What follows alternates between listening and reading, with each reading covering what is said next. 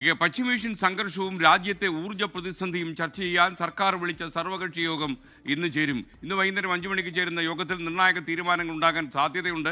PNG കണക്ഷനുള്ള അനുമതികൾ ഇനി മുതൽ വേഗത്തിലാക്കാനും കേന്ദ്ര സർക്കാർ തീരുമാനമെടുത്തുവെന്നാണ് ഡൽഹി ബ്യൂറോ റിപ്പോർട്ട് ചെയ്യുന്നത്. ബൽറാം നെടുങ്ങാടി ഡൽഹിയിൽ നിന്ന് വിശദാംശങ്ങളുമായി നമുക്കിപ്പോൾ മോർണിംഗ് ഷോയിൽ തത്സമയം വരികയാണ്. ഗുഡ് മോർണിംഗ് ബൽറാം, വിശദാംശങ്ങൾ. Very good morning S K. ഈ പശ്ചിമേഷ്യയിലെ സംഘർഷം അത് രാജ്യത്തുണ്ടാക്കിയ ആഘാതം അത് വലുതാണെന്ന് പ്രധാനമന്ത്രി കഴിഞ്ഞ ദിവസം ലോക്സഭയിലും രാജ്യസഭയിലും നടത്തിയ പ്രസ്താവനയിൽ വ്യക്തമാക്കിയിരുന്നു. രാജ്യം ആവശ്യത്തിനുള്ള തയ്യാറെടുപ്പുകൾ നടത്തിയിട്ടുണ്ട്. ആവശ്യത്തിനുള്ള പെട്രോളിയം ശേഖരം രാജ്യത്തുണ്ട്, കൂടാതെ കൽക്കരി ശേഖരവും രാജ്യത്തുണ്ട്. എങ്കിൽ പോലും സ്ഥിതിഗതികൾ ആശങ്കാജനകമാണ് എന്നും ദീർഘകാല ആഘാതം ഇന്ത്യയിൽ ഈ ഒരു സംഘർഷം ഉണ്ടാക്കുമെന്നും പ്രധാനമന്ത്രി വ്യക്തമാക്കിയിരുന്നു. അതുകൊണ്ട് തന്നെ കോവിഡിന് സമാനമായ തരത്തിൽ രാജ്യം ഒറ്റക്കെട്ടായി ഈ ഒരു പ്രതിസന്ധിയെയും തരണം ചെയ്യാൻ ഒരുങ്ങണം എന്നായിരുന്നു പ്രധാനമന്ത്രി ആഹ്വാനം ചെയ്തിരുന്നത്.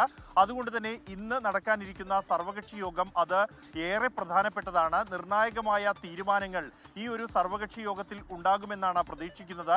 അത്തരത്തിൽ നിയന്ത്രണങ്ങൾ അടക്കമുള്ളവ സംബന്ധിച്ച് ആലോചിച്ചു വരുന്നതായാണ് ലഭ്യമാകുന്ന വിവരം. എന്നാൽ അത്തരത്തിൽ ഒരു നടപടിയിലേക്ക് പോകുന്നതിന് മുമ്പ് പ്രതിപക്ഷത്തെ കൂടി വിശ്വാസത്തിലെടുക്കുന്നതിന്റെ ഭാഗമായാണ് ഇത്തരത്തിലൊരു സർവകക്ഷി യോഗം വിളിച്ചിരിക്കുന്നത് എന്നാണ് സർക്കാർ വൃത്തങ്ങളിൽ നിന്നും ലഭ്യമാകുന്ന വിവരം. പ്രത്യേകിച്ച് ഇത്തരത്തിൽ ഒരു വലിയ പ്രതിസന്ധിയിലൂടെ ഊർജ്ജ മേഖലയിൽ ഉൾപ്പെടെ കടന്നു പോകുമ്പോൾ അത് പ്രതിപക്ഷത്തിന്റെ കൂടി സഹകരണത്തോടെ മാത്രം കൂടുതൽ നടപടികളിലേക്ക് കടക്കാം എന്നൊരു തീരുമാനത്തിലേക്ക് സർക്കാർ എത്തുകയാണ് ഉണ്ടായത് എന്നുമാണ് ലഭ്യമാകുന്ന വിവരം.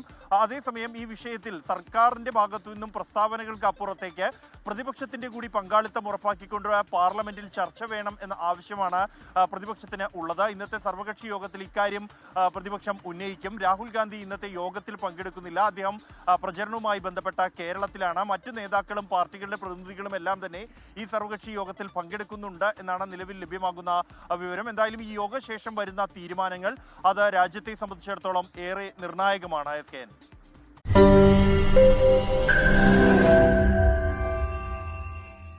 ലോകത്തെവിടെയായാലും ഏത് സമയത്തും 24 വാർത്തകളും ഓഗ്മെന്റഡ് റിയാലിറ്റി പാക്കേജുകളും എക്സ്പ്ലെയിനറുകളും വിശദമായി കാണാൻ ഞങ്ങളുടെ യൂട്യൂബ് ചാനൽ നിങ്ങൾക്ക് സബ്സ്ക്രൈബ് ചെയ്യാം.